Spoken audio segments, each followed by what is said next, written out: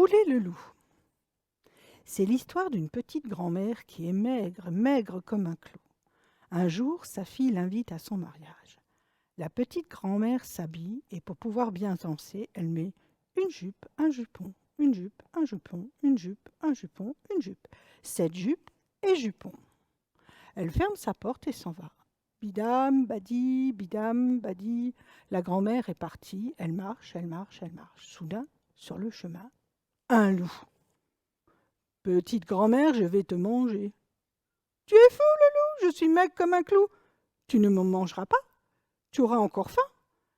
Mais je vais au mariage de ma fille. Pendant 3 jours et 3 nuits, je vais boire, je vais manger, et quand je reviendrai, je serai toute ronde et toute rose. Alors tu pourras me manger et te régaler. Pas bête, la grand-mère. À ton retour, je te mangerai. Badam, badi, badam, badi. La grand-mère est repartie. Elle marche, elle marche. Quand elle arrive chez sa fille, la fête a déjà commencé. La petite grand-mère s'en donne à cœur joie. Elle chante, elle danse, elle mange, elle boit.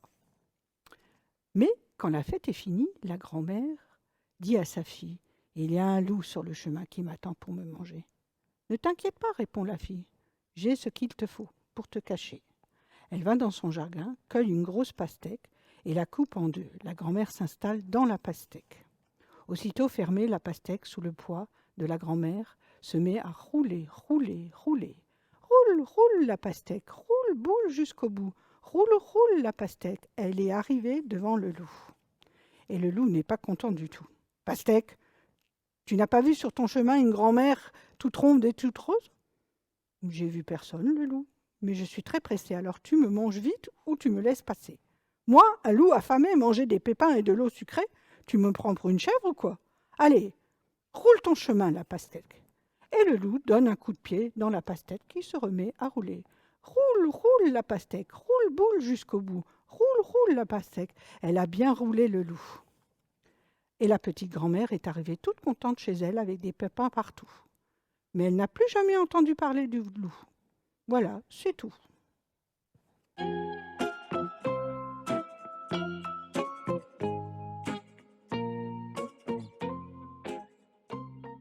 L'oiseau et la pièce d'or, une histoire contée par François Vincent, édition Didier Jeunesse. Il était une fois un petit oiseau qui chantait du matin jusqu'au soir. Un jour, ce petit oiseau trouve une pièce d'or, il la prend dans son bec et hop, il s'envole avec. L'oiseau se pose sur le toit du château du roi et se met à chanter. Je suis plus riche que le roi, avec ma pièce d'or à moi. Je suis plus riche que le roi, avec ma pièce d'or à moi. Dans le château, le roi était en train de s'habiller. La chanson de l'oiseau ne lui plaît pas. Il appelle ses soldats et leur dit : « C'est interdit d'être plus riche que moi. Allez prendre sa pièce. » Les soldats montent les escaliers à toute vitesse. Une, deux, une, deux. Ils arrivent sur le toit, prennent la pièce de l'oiseau et redescendent les escaliers. Une, deux, une, deux. Ils donnent la pièce au roi. Le roi dit : « C'est bien, soldats, allez faire la sieste maintenant. » Mais sur le toit, l'oiseau se met à chanter. Le roi qui est jaloux de moi m'a volé ma pièce à moi. Le roi qui est jaloux de moi m'a volé ma pièce à moi. Le roi s'écrie : « Quoi, moi, jaloux d'un petit oiseau de rien du tout ?» Il rappelle ses soldats. Allez lui rendre sa pièce. Dépêchez-vous, qu'il ferme son bec. Les soldats remontent sur le toit. Une, deux, une, deux. Ils jettent la pièce d'or à l'oiseau, redescendent les escaliers. Une, deux, une, deux. Mais l'oiseau sur le toit se met à chanter. Le roi qui a peur de moi m'a rendu ma pièce à moi. Le roi qui a peur de moi m'a rendu ma pièce à moi. Le roi hurle : « Soldats, attrapez-moi ce maudit oiseau et amenez-le-moi à la cuisine. » Les soldats remontent sur le toit. Une, deux, une, deux. Avec un filet, ils attrapent l'oiseau. Ils descendent à la cuisine. Une, deux, une, deux. Le roi prend l'oiseau dans sa main. Ah, te voilà, petit malin.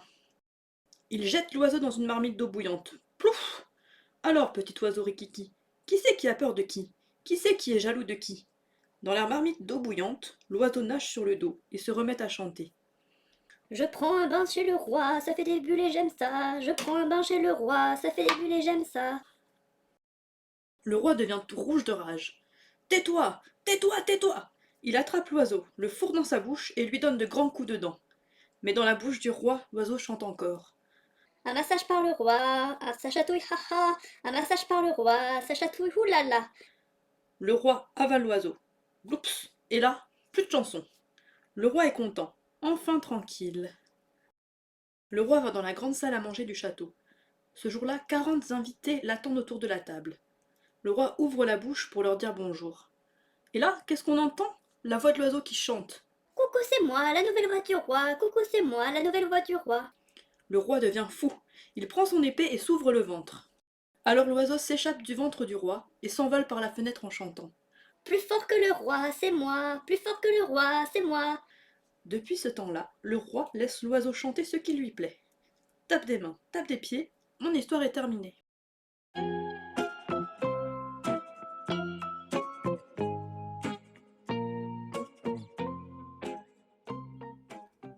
Le loup et la mésange. Dans la forêt traîne un loup maigre et gris, un vieux loup plein d'appétit. Ce vieux loup maigre et gris a grand faim. Tout d'un coup, il voit et il entend, en haut d'un arbre, sur la plus haute branche, un oiseau bleu, une jolie mésange, chante et se balance dans le vent. Le loup y rit entre ses dents de vieux loup maigre et gris. Il s'avance à pas de loup. Arrivé au pied de l'arbre, il Mésange, mésange, descends voir que je te mange, te mange, te mange. Sur sa branche, la mésange chante et se balance dans le vent. Elle n'entend pas bien les hurlements du loup. Pour s'amuser, elle descend d'une branche. Et le loup pose deux pattes sur le tronc de l'arbre et dit Mésange, mésange, descends voir que je te mange, te mange, te mange. Sur la branche, la mésange chante et se balance dans le vent. Elle ne comprend pas bien ce que dit le loup. Pour s'amuser, elle descend encore d'une branche. Le loup maintenant chuchote. Mésange, mésange, descends voir que je te mange, te mange, te mange. Sur sa branche, la mésange chante et se balance dans le vent. Elle ne comprend pas du tout ce que dit le loup. Elle descend de branche en branche. Le loup l'attend, la gueule grande ouverte. La mésange veut encore descendre d'une branche, mais il n'y a plus de branche. Il n'y a que la gueule du loup, grand ouvert. Et gloup! Avalée la mésange. Avalée la mésange par le loup maigre et gris? Dans le ventre du loup, elle chahute et elle chante. Espèce d'imbécile de loup, tu m'as avalé d'un seul coup. Tu ne m'as même pas goûté. Tu aurais pu me saler, me poivrer, me sucrer, m'assaisonner, me griller, me déguster, m'apprécier, te régaler. Et espèce de vieux loup goulu, tu l'auras voulu. Et la mésange se descend, se déchaîne à coups de bec et de recettes, sa patapoum dans le ventre du loup. Un beau raffut, un ramdam, un boucan. Le loup a mal partout. Il ouvre grande sa gueule. Arrête! Vite, la mésange s'échappe de la gueule grande ouverte du loup. Et vite, vite, vite disparaît.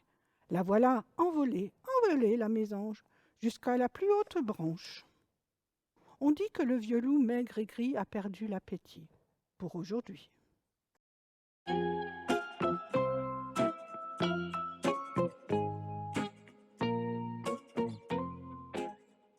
La chèvre biscornue, une histoire contée par Christine Kiefer, édition Didier Jeunesse. Il était une fois un pays. Dans ce pays, il y avait une forêt. Dans cette forêt, il y avait un chemin, et sur ce chemin, un lapin. Un lapin pressé de rentrer chez lui et de se coucher dans son lit. Il bâille. Ah! Vite, mon lit! Quand Lapin arrive à l'entrée de son terrier, un bruit bizarre le fait sursauter. Dedans, il y a quelque chose qui bouge, quelque chose avec deux yeux rouges. Y a quelqu'un, dit Lapin. Une voix terrible répond. Je suis la chèvre biscornue et j'ai deux cornes très très pointues. Si tu t'approches, tant pis pour toi, tu finiras tout raplapla. Lapin a peur. Il appelle Coq, son voisin. Coq, viens m'aider, il y a une bête dans mon terrier et je ne peux pas aller me coucher.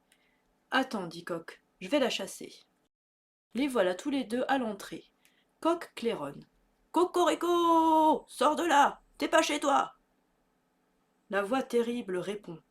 Je suis la chèvre biscornue et j'ai deux cornes très très pointues. Si tu t'approches, tant pis pour toi, tu finiras tout raplapla.